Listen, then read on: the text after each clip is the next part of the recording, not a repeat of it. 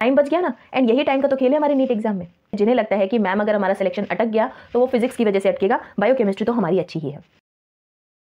Hey everyone, welcome back to the channel. आज का video उन स्टूडेंट्स के लिए है जिन्हें लगता है कि मैम अगर हमारा सिलेक्शन अटक गया तो वो फिजिक्स की वजह से अटकेगा, बायोकेमिस्ट्री तो हमारी अच्छी ही है।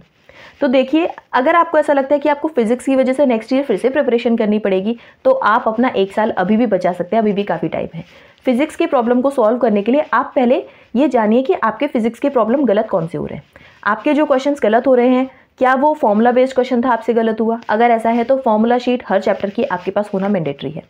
दूसरा, अगर वो कॉन्सेप्ट बेस्ड है एंड आपसे गलत हो रहा है तो जो कॉन्सेप्ट का क्वेश्चन गलत हो रहा है उस कॉन्सेप्ट को एक बार से जाकर पढ़ लीजिए। एंड अगर बार बार गलत हो रहा है तो अपनी डाउट वाली जो नोटबुक है उसमें उस कॉन्सेप्ट को एक बार से लिख लीजिए। बट थर्ड कैटेगरी वो आती है जो कि सबसे ज़्यादा डेंजरस है, सबको समझ नहीं आता कि इसको टैकल कैसे करना है। इसमें ऐसा होता है कि जब आप क्वेश्चन को देखते हैं आपको समझ ही नहीं आता कि क्वेश्चन को अटेम्प्ट कैसे करें। आप क्वेश्चन को अटेम्प्ट ही नहीं कर पा रहे तो आप आंसर सही या गलत वो तो बात की बात है ना, आप अटेम्प्ट ही नहीं कर पा रहे। तो इस टाइप के क्वेश्चन को सॉल्व करने के लिए आपको समझनी पड़ेगी फिजिक्स की भाषा। अब फिजिक्स की जो लैंग्वेज है वो हमारी मैथ्स है एंड मैथ्स आर्ट है। आर्ट को समझने के लिए हमें चाहिए प्रैक्टिस।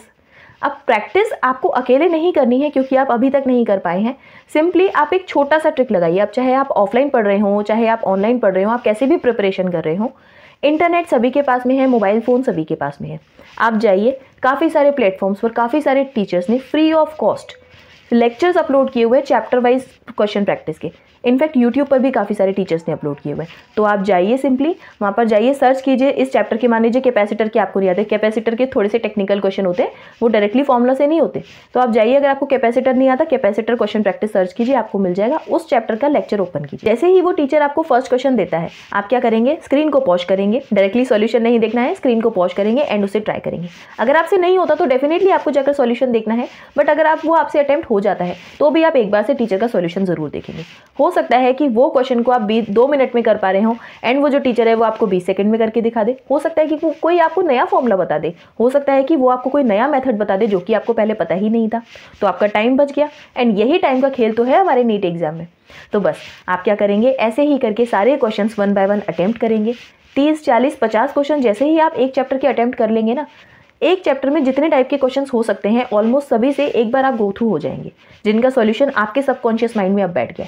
अब जैसे ही आपको उस टाइप के क्वेश्चन दिखाई देंगे, आप टेस्ट में एंड एग्जाम में ज़्यादातर चांसेस हैं कि आप उन्हें गलत नहीं करेंगे। बस ऐसे ही 1 बाय 1 आप सारे के सारे चैप्टर्स अपने कवर करते जाएंगे जिनमें भी आपको प्रॉब्लम आ रही है। अप्लाई करके देखिए, बेनिफिशियल लगा हो तो मुझे कमेंट करके बताइएगा। कोई और क्वेरी हो तो मुझे आप कमेंट करके बताइएगा, मैं नेक्स्ट वीडियो उसी की आपको पोस्ट कर दूंगी। लाइक, शेयर, सब्सक्राइब कर दीजिएगा। यहाँ तक आए हैं तो thank you and have a nice day.